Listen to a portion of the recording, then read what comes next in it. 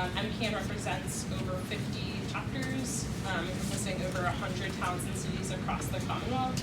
And like we heard from Tatiana's testimony and Mark Sandeen's testimony earlier, for a lot of our communities, net zero planning and net zero buildings are a really top priority. So that's really why I'm here to speak before you today to testify in favor of a net zero stretch building code. And we don't want to bombard you with repeated testimony, but I think it's helpful to get a sense for how many people in this room today are in favor of this initiative. So if anyone is here in favor of a net zero building code, could you guys raise your hands? Awesome. Thank you so much. So Meredith Elbaum, U.S. Green Building Council of Massachusetts. So one thing, urgency, we know the climate's changing. We've got to get this done. Any building that's built today that's not zero energy or as efficient as we can, and then looking to alternative fuels, it's like scoring on our own goal. We're going in the opposite direction, and we're going to have to spend more money down the line to renovate those buildings to be zero energy. So I'm going to say that again.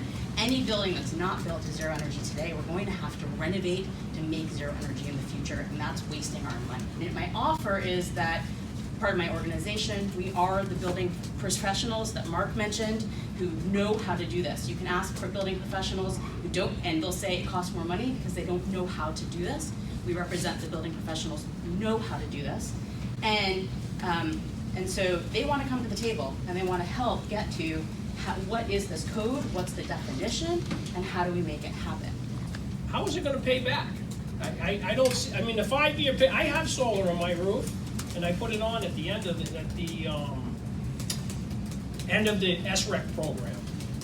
But I just don't see it as viable, as it to be paid back in 5 years or 6 years. Those are the numbers that I have, and I think we have some other experts in the room who can follow up with more details on those. So I think we have to recognize there are trade-offs. We have to work, with the board and the committee to kind of understand what that means. That's enough, I guess. So thank you. Any questions from the board? Well, just one comment. I mean, he touched on something that I think everyone in our board, this is our big balancing act, is if we number one, you talked about float all boats. Our standards are very high now, both commercial and residential. So we have very high energy standards. And then it gets to the point where how much are you going to let consumers in the state, your clients, when you talk to your clients, they're picking net zero, this, that.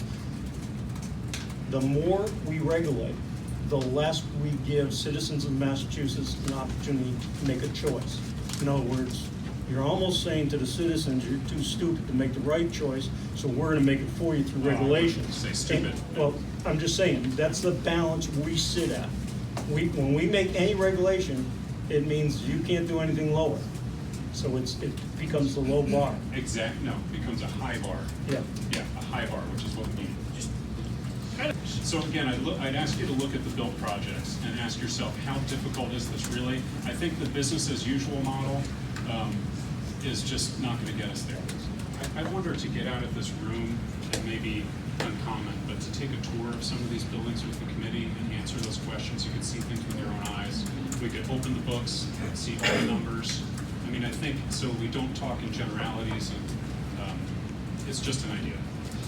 Hello, my name is Chris Cook. I'm the Chief of Environment, Energy, and Open Space for the City of Boston. Thank you very much for your time. On May 28th, Mayor Walsh, joined by Cambridge City Manager and Somerville Mayor Curatoni, submitted a letter asking that the BBRS update the stretch energy code so that it phased to meet net zero or comparable standards. Mayor Walsh has committed Boston to being carbon neutral by 2050. As 70% of our greenhouse gas emissions come from buildings, this sector is critical for achieving Boston's carbon reduction goal for the Commonwealth to achieve its similar goal. The rising standards of the base energy code are very good, and we're very, very grateful for all the work that has been accomplished on that. But they are not sufficient for municipalities like Boston that have already been requiring that level of performance for several years through the stretch code.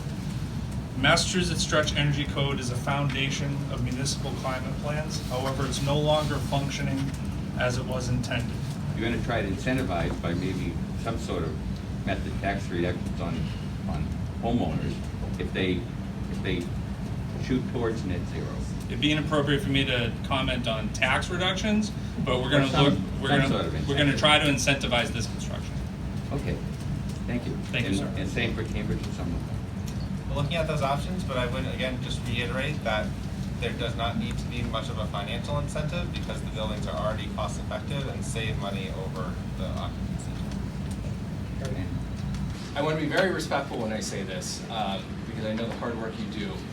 But I want to express a concern that I don't think today's conversation has reflected the fact that we are in a public health crisis. I'm a physician, I'm precise with my words. It is a scientific truth that we are in the midst of a public health crisis that's impacting my patients and people around the world. And so I hope that we can continue to move forward together within the context of the fact that this is in fact an emergency. It is an issue of equity and justice. The poor and most vulnerable and the least resources in our community have and will continue to suffer the most.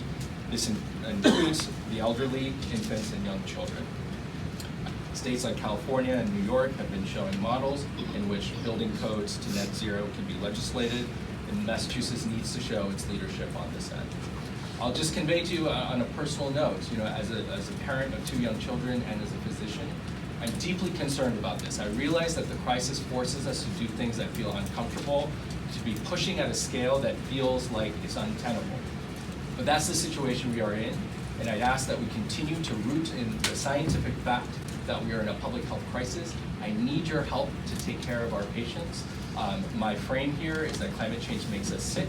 It's an issue of equity and justice, and I truly appreciate all your efforts in promoting a net zero building code. Thank you.